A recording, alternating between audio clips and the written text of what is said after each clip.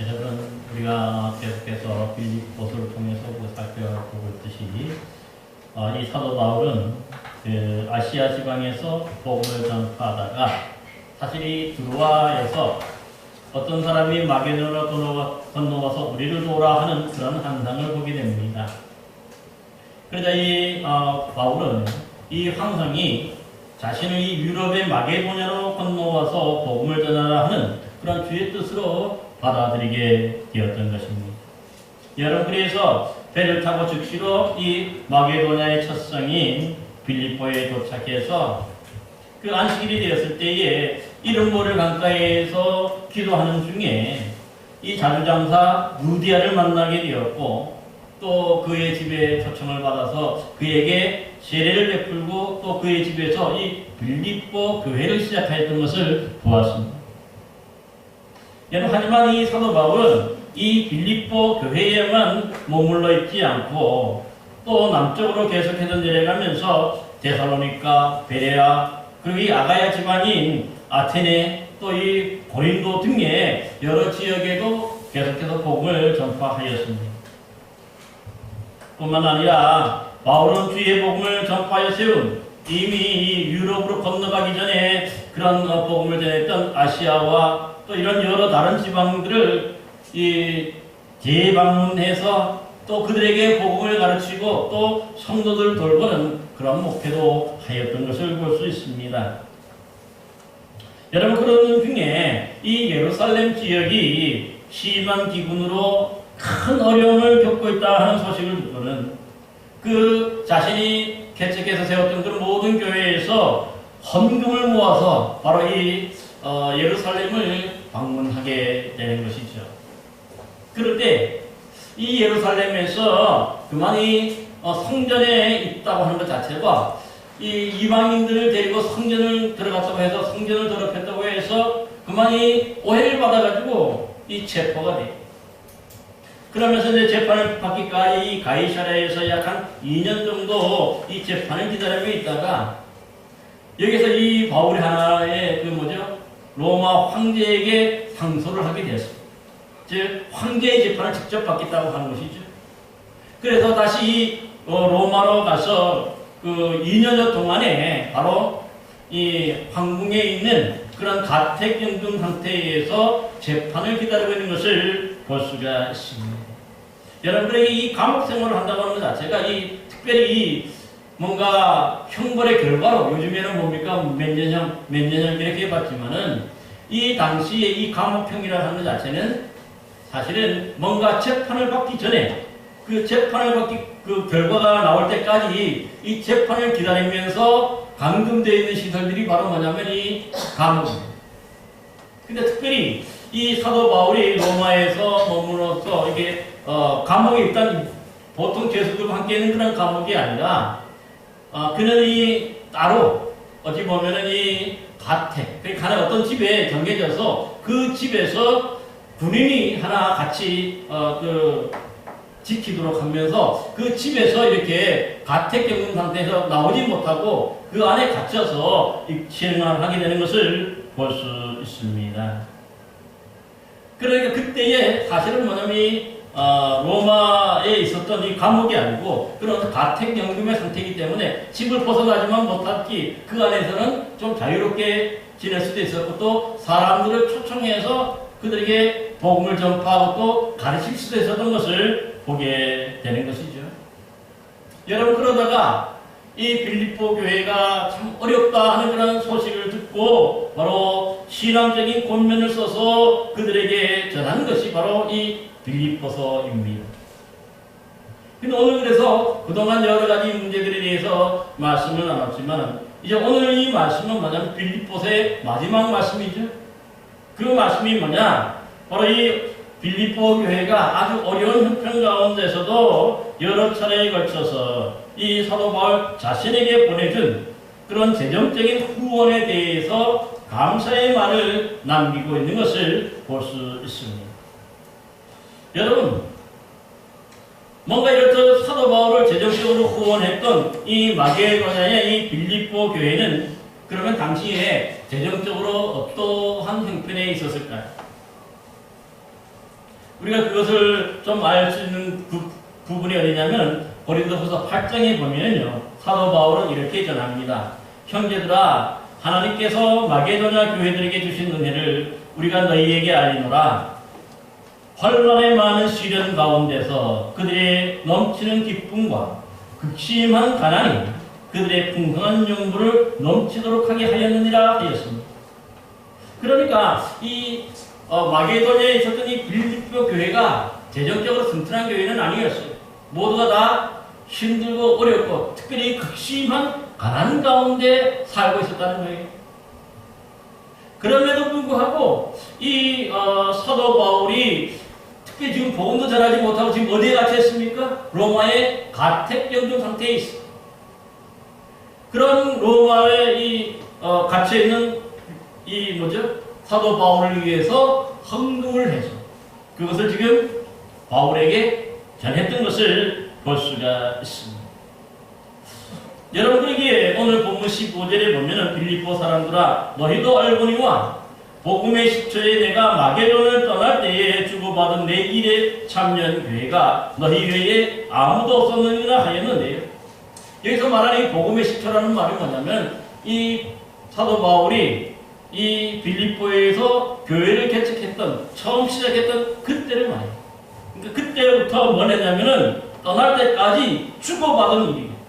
여기서 이 주고받았다는 것이 뭐냐면은 재정적인 그런 것들을 주고받았다는 뜻이에요. 그러니까 빌립보 교회가 뭔가 바울이 오직 복음을 전하는 일에 전념하게 하기 위해서 사실은 보면 그의 생활비를 처음부터 그 교회를 떠날 때까지 후원했다 하는 그런 뜻입니다. 뿐만 아닙니다. 이 빌립보 교회에서 결국 떠나서 그 다음에 데살로니가로 가게 되는데 데살로니가에서 약 한 3개월 정도 머물면서 그들에게 복음을 전하고 거기에 교회를 세운 것을 볼 수가 있습니다.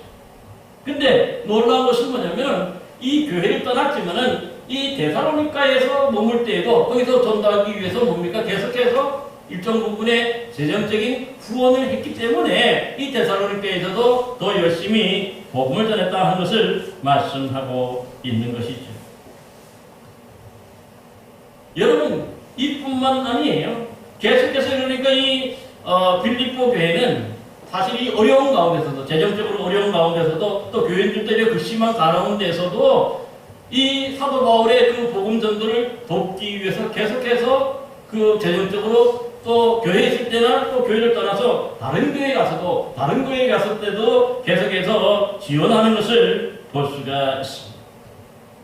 근데 한 가지 우리가 여기 기억해야 될 것은요. 성경 어디에도 보면은 사도 바울이 먼저 이 재정적인 후원을 해달라고 도와달라고 요청하지는 않았던 것을 볼 수가 있습니다. 왜 그러냐? 사실 오늘 본문 말씀 11절에 보니까 어떠한 형편이든지 자족하게 배웠다 그렇게 말씀합니다. 그러니까 사실 사도 바울은 여러분 잘 아는 대로 그 다음에 이제 고린도 교회 같은 데서도 보면 어떻습니까? 이 빌립보 교회가 재정적으로 후원을 못 해주니까 또 거기 가서는 브리스길라와 아굴라 같은 천막 제조, 그러니까 요즘에 말하는 캐노피 같은 걸 그런 만드는 그런 일들을 같이 함께 하면서 또 뭔가 생각을 충동하는 것을 볼 수가 있는 것이죠. 그러니까 뭔가 이 빌립보 교회나 이렇게 있을 때도 보면은 그 어려운 가운데서도 이 재정적인 그런 생활비를 도움받았기 때문에 또 열심히 전도할 수 있었고요. 또 떠나고 난 다음에 데살로니가나 이런 교회에서도 계속해서 후원받았지만 또 뭡니까? 고린도에 가서는 또 이 여러 가지 형편이 어려워서 그런지 사람들이 직접 일하면서 또 그렇게 생활비를 충당했던 것도 볼 수가 있습니다. 그런데 여러분 잘 아는 것처럼 사실 뭔가 이 어떠한 형편이라고 했는데요. 여기서 말하는 이 형편이라고 하는 것은 뭐냐면 물질이 있고 없고의 차이. 우리가 살다 보면 사람은 사실 물질이 있을 때도 있고 없을 때도 있죠. 특별히 보면은요, 우리가 이 물질이라고 하는 것은 뭔가 내가 다시 일해서 뭔가를 계속해서 내가 벌지 않으면 언젠가는 내가 벌어놓은 것들이 그동안 벌어놓고 모았던 것들이 없어지기만은 아닙니까? 그러면 이 돈이 없어지면 어떻습니까? 있을 때는 뭐 여유가 있고, 있을 때는 뭐 그렇게 잘 지낼 수 있지만은 이 물질이 떨어지고 없으면 어떻게 됩니까? 참 곤란한 일이 많이 생기죠. 먼저 이 먹는 것부터 줄이게 됩니다. 사실 그래서 하루에 3끼 먹지 않고 때로는 보면 2끼도 먹고 지내고 있어요. 그렇게 됩니다. 뿐만 아니죠. 또 이 먹고만 먹는 것만 있으면 우리 살아가는 건 아니죠. 또 생활하면서 여러 가지 필요한 것들이 있기 마련 아닙니까?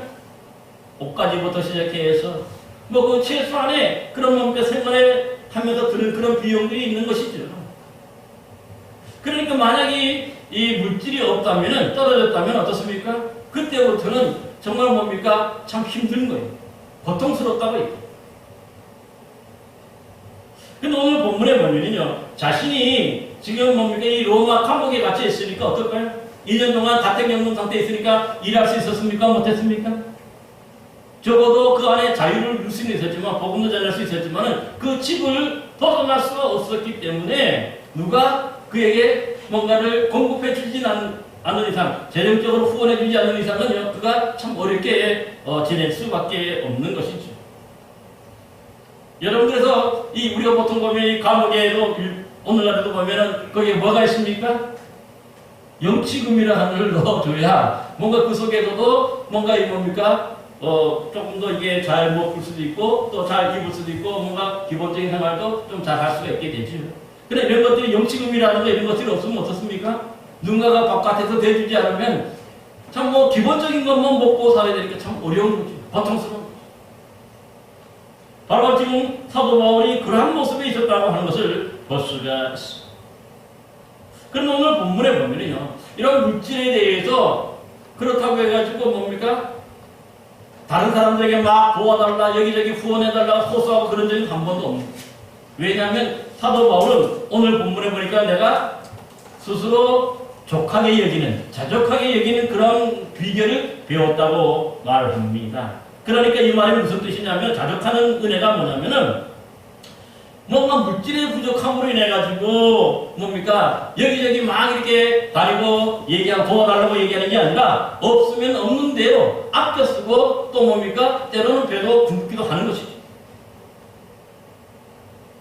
그러기에 오늘 보면 12절에 좀 더 구체적으로 이렇게 얘기해요. 나는 비천에 처할 줄도 알고 풍부에 처할 줄도 알아. 모든 일 곧 배부름과 배고픔과 풍부와 궁핍에도 처할 줄을 아는 일체의 비결을 배웠다 고백하고 있습니다.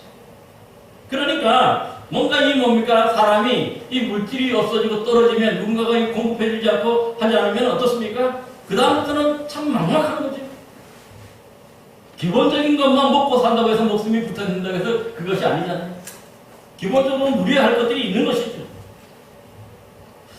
그런데 그것이 뭐냐면은 자기가 부족해도 만족할 줄 아는, 그걸 이길 수 있는 그런 뭡니까? 비결을 배웠다고 스스로 말해요.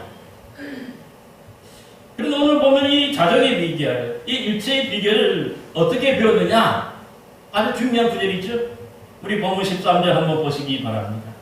우리 잘 아는 구절인데 우리 같이 한번 읽어볼까요? 다시 한번 해봅시다. 시작. 내게 능력 주시는 자 안에서 내가 모든 것을 할 수 있느니라. 아멘. 그래.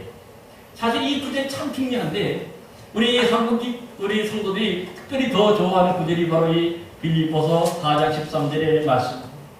그래서 여러분 잘 아는 대로 보면 이 말씀이 적힌 액자를 집 가장 잘 보이는데 또 거실에 같은 데도 붙여놓지. 심지어는 또 뭡니까? 여러분들의 사업처나 가게에서도 보면 이런 것들, 이 문구를 또 이렇게 적어 놓는 것들을 볼 수가 있습니다. 그만큼 뭡니까? 유명한 구절인데 사실 이렇게 걸어놓는 이유가 있는데 왜냐하면 이 구절을 보면서 어떻게 생각합니까? 자신의 꿈과 자신의 희망, 뭔가 자신의 소망, 또 지금 자신이 사업성하고 있는 모든 것들을 다 할 수 있고 성공할 수 있다. 그 뭡니까? 믿음으로 걸어놓는 것 아닙니까? 그걸 바라면서 걸어놓는 것. 여러분 그런데 사실 이 구절이 그래서 보면 우리 한국인들은 많이 무슨 일이든 간에 나는 뭡니까? 다 할 수 있다. 이 믿음으로 사실 이 구절을 우리가 애용하고 걸어놓는데 여기 보면 우리가 조금 오해되어 있는 것을 볼 수가 있어요. 본문에 보면은 이런 것들이 아니에요.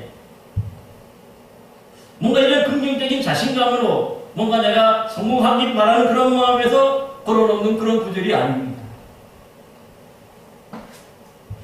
오늘 본문에 보니까요, 그 모든 일, 그렇죠, 모든 것을 할 수 있느니라 그렇게 얘기했는데, 여기서 말하는 모든 일이 뭘까요? 여기 앞에 우리가 12절에 보니까 거기 모든 일이 뭔지 구체적으로 밝히고 있어요. 12절 말씀을 중간에 한번 보십시오. 모든 일, 즉 곧 배부름과 배고픔과 풍부와 궁핍에다 처할 줄 아는 일체의 비결을 배웠다 하죠. 그러니까 여기서 말하는 모든 것이 뭘까요? 뭔가 내가 배고플 때도 있고 풍족할 때도 있지만은 내가 뭡니까? 궁핍하고 고플 때도 있다는 것을 말하는 거죠. 그러니까 뭔가 이 풍부하고 뭔가 잘 배부를 때는 뭔가 여유가 있지만 사실은 뭔가 궁핍하고 뭔가 부족하면 반대로 어떻습니까? 참 살기가 어렵고 힘드니까 고통스러운 거죠. 그런데 바울은 뭐냐면 이 어려운 가운데서도 뭔가 궁핍하고 뭔가 부족하지만 그러나 그 속에서 부족함이 없이 그걸 잘 이기고 극복할 수 있는 그런 뭡니까? 은혜, 그런 능력도 자기가 배웠다고 얘기하는 거예요. 뭔가 그렇게 세상적으로 모든 것을 다 할 수 있다는 그런 것이 아니라 여기서 말하는 모든 일은 뭡니까? 내가 부족할 때도, 내가 가난할 때도, 내가 물질이 없을 때에도 또 뭡니까? 그때 살 수 있는 그런 비결. 그걸 배웠다고 얘기해요. 그러니까 그런 것이 뭡니까? 나의 어떤 삶에 있어서 물질은 있으면 좋은 거지만 없어도 문제를 되지 않는다고 그렇게 얘기해요. 왜 그렇습니까? 그 이유가 바로 오늘 본문을 보니까 앞에 보면 뭐라고 얘기합니까? 내게 능력 주시는 자 안에서 그렇게 얘기해요. 왜냐하면 이런 배고픔과 굶주림, 뭔가 궁핍함 이런 것들이 있지만은요, 그럼에도 불구하고 어떻습니까? 그 속에서 내가 주님을 전할 수 있는 믿음이 있고 또 주님을 전할 수 있고 증거하고 가르칠 수 있는 그런 형편이 되기 때문에 이런 어려움과 이런 배고픔이 문제가 되지 않더라. 그러기에 보면 뭔가 이 형통하고 뭔가 이 잘되기만을 바라는 어떤 그런 긍정적인 어떤 믿음이 뭡니까? 모든 것을 할 수 있다는 것이 아니지. 여기서 말하는 모든 것을 할 수 있다는 것은 뭐냐면 내가 어렵고 내가 힘들고 내가 배고프고 내가 궁핍할 때 내가 부족할 때도 뭡니까? 그 부족함을 못 느낀다. 왜냐하면 하나님이 주님이 내가 믿는 그 믿음으로 살기 때문에 하나님이 내게 공급해 주실 것을 믿음으로 살기 때문에 그래서 조금만 뭐 생기면 그걸 뭡니까? 내가 아껴 쓰면 되는 거고 좀 더 뭡니까? 두 끼 못 먹으면 또 뭡니까? 세 끼를 못 먹으면 두 끼 먹으면 되는 거예요. 그런 마음. 근데 죽지는 않지. 여러분 그렇게 이런 마음이 있었기 때문에 사실 이 오늘 본문에도 보니 그 2년 동안에 이 로마의 가택경금 상태에 있었지만은 이 빌립보 교회 외에는 도와주는 사람들이 없었다고 얘기하는 거죠.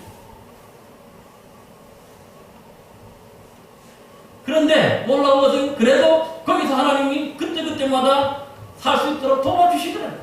없지만 마치 구약 성경에 보면 엘리야 선지자가 아합 왕의 부인인 못된 이세벨이 죽이려고 하죠. 바알 선지자를 다 죽였기 때문에. 그래서 도망갔는데 그러다 보니까 어떻습니까? 지쳐가지고 어떤 로덴나무 그늘 아래 거기서 누워서 잠이 들었어요. 그럴 때 하나님이 어떻게 채우십니까? 하나님이 그에게 먹을 것과 마실 것을 많지는 않지만 그에게 채워주시잖아요. 그러니까 이 믿음이 있으니까 주님이 나에게 채워주시고 공급해줄 것을 믿으니까 또 그것을 잘 이길 수 있는 그런 믿음이 있는 것도 볼 수가 있는 것입니다. 여러분 그러기에 여러분 잘 아는 대로 사실 이것이 그냥 바울이 입으로만 바르는 그런 소리가 아니에요. 그의 삶을 되돌아보면 감옥에 갇히기까지 전의 삶도 보면 이 고백이 그대로 적용이 되잖아요. 잘 아는 대로 사도 바울 선교 사역 초기에 이 아시아의 루스드라라는 지방에서 복음을 전하다 그만 돌에 맞아서 죽은 자처럼 버려졌다고 했는데 돌에 맞아서 죽은 자처럼 버려지니까 어떻습니까? 그 몸이 상했다는 거예요? 아니, 이 몸이 골병이 된 거죠.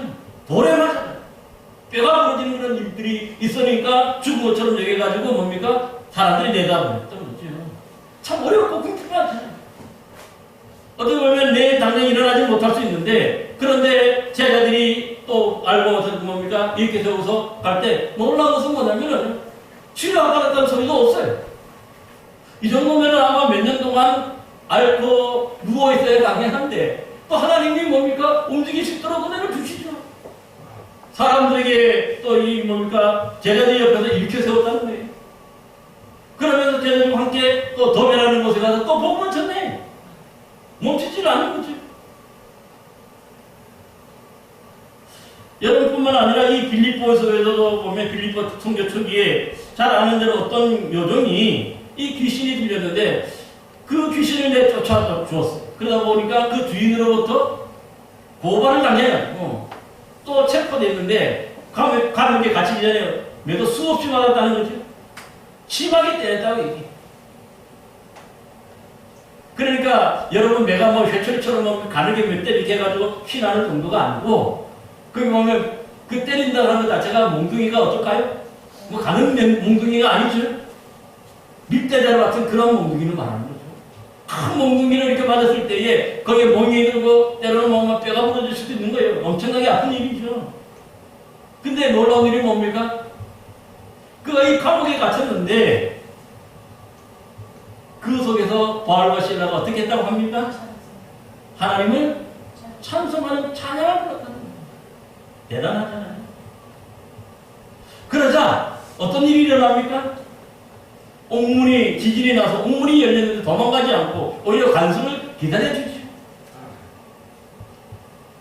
그러니까 어떻게 됩니까? 그 다음에 간수가 직접 또 뭡니까? 그 앞에 무릎 꿇고 어떻게 하면 내가 구원을 받겠습니까? 잘 아니까. 왜 바울이 여기 왔는지 아니까. 꿇어 엎드리고 그래서 자기 집으로 데려가가지고 맞은 데를 찢겨주고 치료해줬다는 거예요. 그러면서 어떻게 합니까? 그와 그의 온 집이 세례. 아주 놀라운 일이 벌어지잖아. 그러니까 뭔가 이렇게 어렵고 뭔가 이렇게 힘들지만은 가진 것이 없지만은 또 그때마다 거기 공급해 주시는 하나님의 은혜가 있는 것이죠. 복음을 전할 수 있는 그런 능력을 주님이 바울에게 주신 거예요. 그래서 감사할 수 있는 거죠. 여러분뿐만 아닙니다. 지금 우리가 계속해서 이 빌립보서를 살펴보고 있지만요.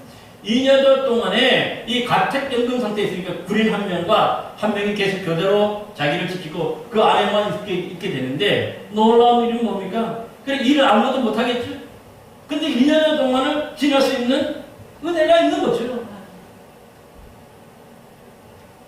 영축임이 들어오지 않아도 쉽게 말해서 누군가가 재정적으로 도와주는 사람 없음에도 불구하고 거기서 2년 동안을 견디면서 뭡니까? 또 복음을 전할 수가 있었던 거예요.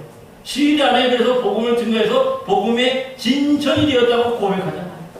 왜냐하면 자기를 찾아오는 지키는 한국 시위대원들, 경비병들을 말해요. 이 경비병들에게 주의 복음을 또 자기를 찾아오는 많은 사람들에게 복음을 전한 거예요. 여러분 그러니까 오늘 본문 11절에도 보면은 자신이 이렇게 뭔가 궁핍하다고 해서 어렵다고 해서 또 12절에도 보면 자신이 비천하다고 해서 또 본문 14절에 보니까 자신이 괴롭다고 해서 먼저 자신이 어떻게 도와달라고 손을 내밀거나 또 구원해달라고 요청하지 않았던 것이죠. 왜냐하면 그때 거기서도 하나님이 채우시는 은혜가 있는 줄을 알았기 때문에 이런 경험을 통해서 믿음의 경험을 통해서 주님이 도우시는 그 은혜가 있는 것을 아니까 그래도 견디는 거예요. 넉넉하지는 않지. 조금 힘들지만 그래도 그 속에서 계속해서 복음도 전할 수가 있었던 것을 볼 수가 있는 것이죠. 그런데 이렇게 어려운 가운데서도 있을 때 그래도 뭡니까? 유럽에서 처음으로 그렇게 복음을 전했던 이 빌립보 교회가 이 사도 바울의 형편을 알게 되니까 그 형편을 돕기 위해서 바로 에바브로디도라는 사람을 직접 파송하지. 그래서 헌금을 생활비를 재정적으로 그를 통해서 바울에게 전달.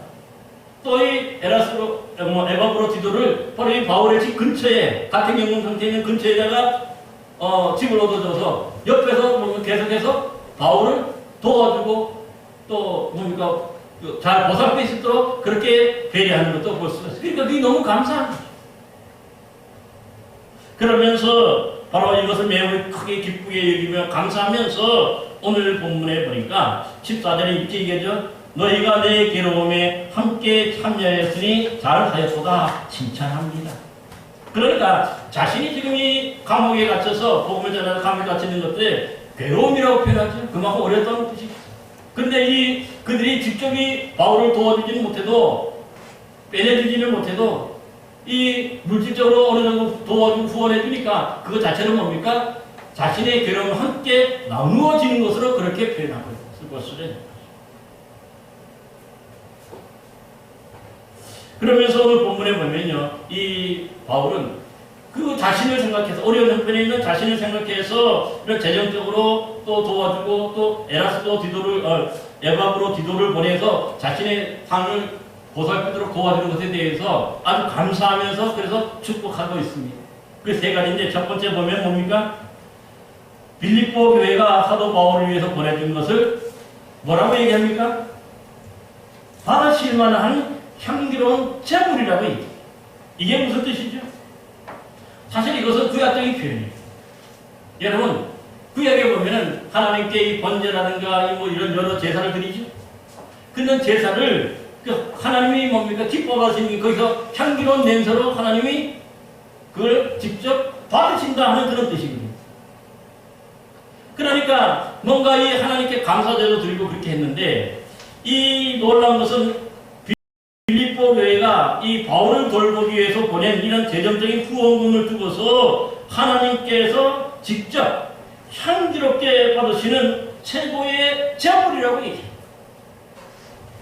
우리는 제물이라 하면 어떻게 됩니까? 하나님께 반드시 드리는 것이 제물이죠.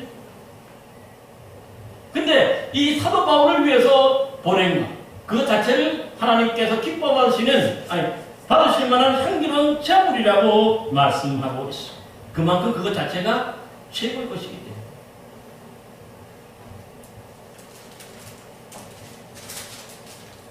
오늘날 우리들도 마찬가지입니다.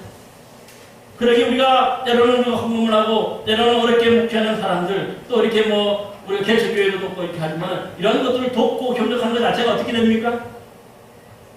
그것이 바로 하나님이 기뻐 받으시는 향기로운 제물이 된다고 얘기합니다. 하나님이 기뻐 받으시는 그런 제물임을 우리가 기억해야 하는 것이죠.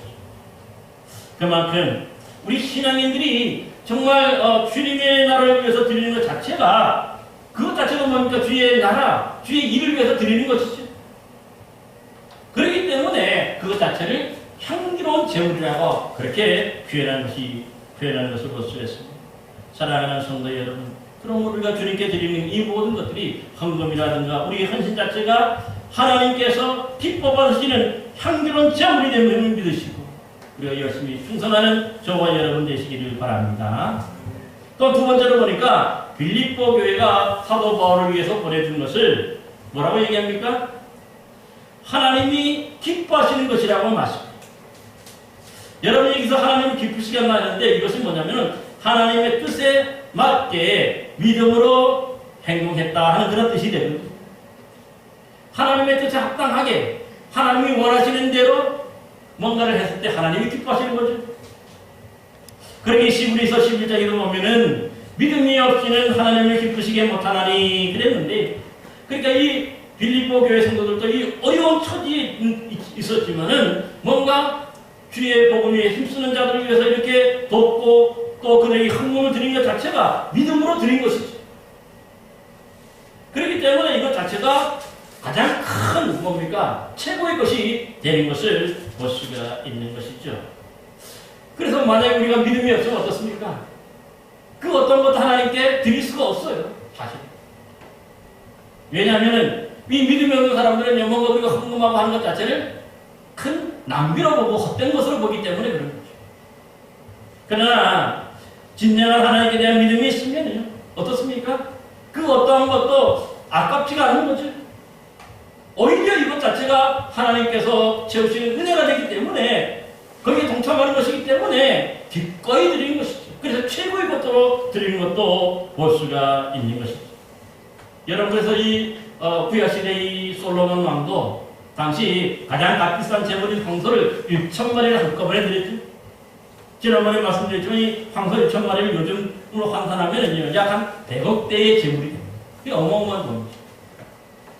이게 믿지 않는 사람들 볼 때는 그 태워드리는 것 자체가 뭐 헛된 짓거리라고 얘기할 수도 있고 낭비라고 얘기할 수도 있는데, 우리 믿음의 사람 아니잖아요. 하나님이 이것을 받으시고 어떻게 합니까? 기뻐하셔. 그래서 이 솔로몬이 구하지 않은 것까지도 하나님이 그에게 뭡니까? 지혜와 총명까지도 그에게 허락하는 것을, 내려주시는 것을 볼 수가 있는 것입니다. 사랑하는 성도 여러분, 믿음으로 이렇게 드리는 것 자체가 우리 하나님을 기쁘시게 드리는 것임을 기억하고, 그리고 이렇게 열심히 또한 귀한 영혼들을 또 살고 하는 이 일에 하나님의 열심히 동참하는 저와 여러분 되시기를 바랍니다. 또 세 번째로 보니까 사도 바울은 이 헌금을 보내진 빌립보 교회를 이번에 축복합니다. 근데 19절에 보니까 어떻게 축복했습니까? 나의 하나님이 예수 그리스도 안에서 영광 가운데 그 풍성한 대로 너희 모든 것을 채우시리라 축복하는 것을 볼 수 있습니다. 특별히 여기서 너희 모든 것을 채우신다고 말씀했는데, 이게 무슨 뜻이냐면은 빌립보 교인들이 이 가택연금 상태에 있는, 이 어렵게 살아가는, 이 뭡니까 힘들게 살아가는 생활하는 바울을 위해서 그들의 필요를 채워준 것이죠. 재정적으로. 그것처럼 하나님께서 그 다음에 뭡니까? 이제 이 어렵게 살아가는 사람들, 이 빌립보 교인들도 가난하게 살았다고 했죠. 그 가난하게 어렵게 사는 사람들도 하나님이 또 그들에게 똑같이 채워주기를 바라는 그런 마음으로 축복하는 것을 볼 수가 있습니다. 여러분, 이게 사실 우리가 믿고 의지하는 하나님은요, 우리 사람들이 필요한 것들을 다 채워주실 수 있는 분이, 그래서 우리가 복의 근원이라고 말씀하고 있는 것을 보게 되는 것입니다. 여러분, 그러기에 이렇게 하나님이 축복하시니까 이 도망치던 지팡이만 가지고 혈혈단신으로 빈손으로 떠났던 야곱이 하나님이 채워주시니까 어떤 삶이 됩니까? 돌아올 때는 보니까 2대를 이루고 또 거부가 되어서 12자매를 거느리고 다시 집으로 돌아오는 은혜를 덧입게 되었던 것입니다. 또한 이스라엘 백성들이 광야에서 먹을 것과 마실 물이 떨어졌을 때에 하나님이 그들에게 어떻게 채워주시죠? 하늘의 양식인 만나를 내려주시고 방석에서 샘을 터뜨려서 그들에게 공급해 주시니까 그들에게 뭡니까? 부족함이 없게 되었던 것이죠. 마찬가지입니다. 지금 그렇지만 가난 중에 어려움을 겪고 있는 이 빌립보 성도들에게도 하나님이 축복하시고 하나님이 역사해 주신다면 당연히 하나님이 그들의 필요를 채워주신다. 사랑하는 성도 여러분, 그럼 우리가 하나님께 우리가 드리는 이 모든 것들이 사실은 뭡니까? 또 내가 나는 작은 것들을 드렸지만 하나님이 우리에게 그걸로 또 축복해 주시고 복 주시니까 그것이 갑절로 돌아오게 되는 것이죠. 부족함이 없도록 우리에게 채워주신 하나님의 은혜로 채워드리는 것을 볼 수가 있습니다. 사랑하는 성도 여러분, 그러므로 저와 여러분들도 좀 하나님께서 우리의 필요를 채우시는 그런 놀라운 축복으로 말미암아 저와 여러분들의 삶도 오히려 구워주고 나누어주고 더 풍성하게 드릴 수 있는 그런 믿음의 삶을 살아가는 우리 모든 복된 성도들 되시기를 간절히 기원합니다. 기도하겠습니다.